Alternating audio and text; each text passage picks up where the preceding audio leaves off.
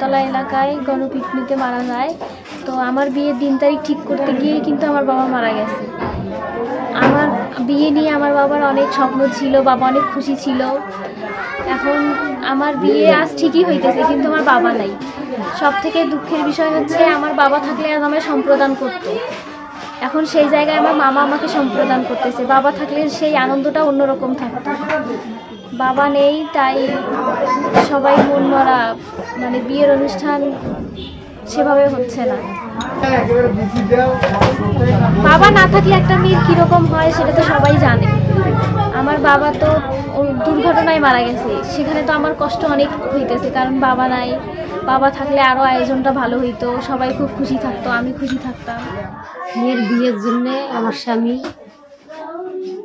আত্মীয়কে ডাকছিল, আত্মীয় সহ আসতেই দুর্ঘটনায় মানুষের হাতে নিহত হন। গণপিটুনিতে আমার স্বামী মারা যায়। কিন্তু এখন মেয়ের বিয়েটা যেদিন তারিখ ছিল বিয়ে হওয়ার, ওই তারিখটা এখন পিছিয়ে যাওয়াতে এখন 3 মাস পর আমরা এই বিয়েটা শুরু করলাম। আজকে শুভ বিবাহ, কিন্তু আমরা খুব সমস্যার মধ্যেই আছি।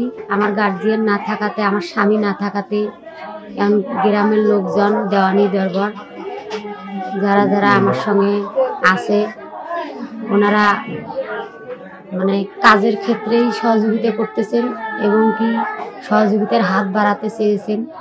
যারা যারা চাইছিলেন সহযোগিতা করতে, তারা এখনো করেননি, কিন্তু সহযোগিতা করতে চাইছিলেন।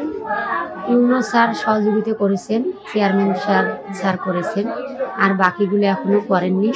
কিন্তু আমার গ্রামের মেম্বার, চেয়ারম্যান, মান্যগণ্য ব্যক্তিরা, আমার স্বামী না থাকার কারণে, আমার ছেলে ছোট, মেয়ের বিবাহের কারণে ওনারা সবাই মিলে সহযোগিতা করতেছেন কাজের ক্ষেত্রে।